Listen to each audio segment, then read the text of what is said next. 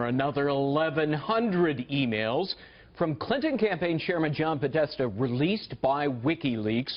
Previous emails mocking conservative Catholics, Latinos.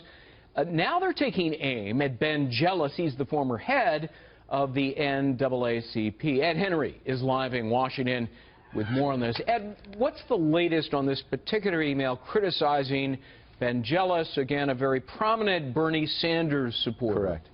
Well, Greg, good to see you. Yeah, this is just breaking the last few moments, so we want to get on top of this. Neera Tanden, a liberal activist, been on Fox, a very well-known, prominent Hillary Clinton supporter. This is an email she sent to John Podesta, the Clinton campaign chairman, and it's relatively recent. Some of these have been from years ago. This is from February of this year, in the middle of this contested primary with Bernie Sanders. You mentioned Ben Jealous, very prominent African-American supporter of Bernie Sanders. That upset the Clinton camp. Remember, the Clinton camp talks a lot about how close they are to African Americans, and yet look at what Neera Tanden was saying in private, saying to John Podesta in an email, quote, "I know there are a million reasons to desperately want Hillary to win, but Ben Jealous feeling that he has no power is a particularly good one." So maybe it was just a petty battle with Ben Jealous, but as you noted, when you add it up, these emails going after conservative Catholics, going after Latinos, and now suggesting that a prominent African-American leader should have no power, these are the kinds of things that could have some resonance in the final days. Yeah, there's a certain vindictiveness in many of them. For example,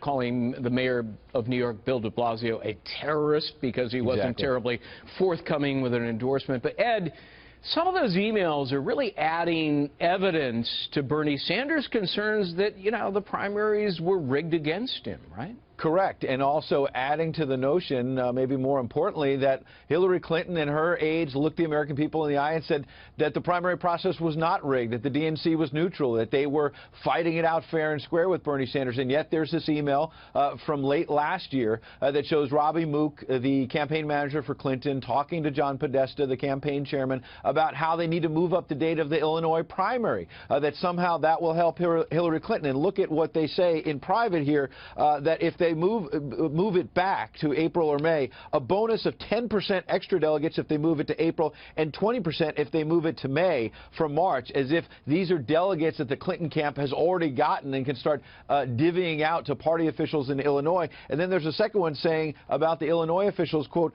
"They don't really care about being helpful and feel forgotten and neglected by President Obama. The key point is that this is not an Obama ask to move the primary, but a Hillary ask. And the Clintons won't forget what their friends have done for them." That last line, very, very interesting. You sort of peel back all of this, and in private they're saying the Clintons won't forget who their friends are. Very interesting indeed, Greg. The old quid pro quo and even pay for play and, all of the allegations that have been leveled against Hillary Clinton. All right, Ed Henry. Ed, thanks very much. Have a good weekend. Good to see you.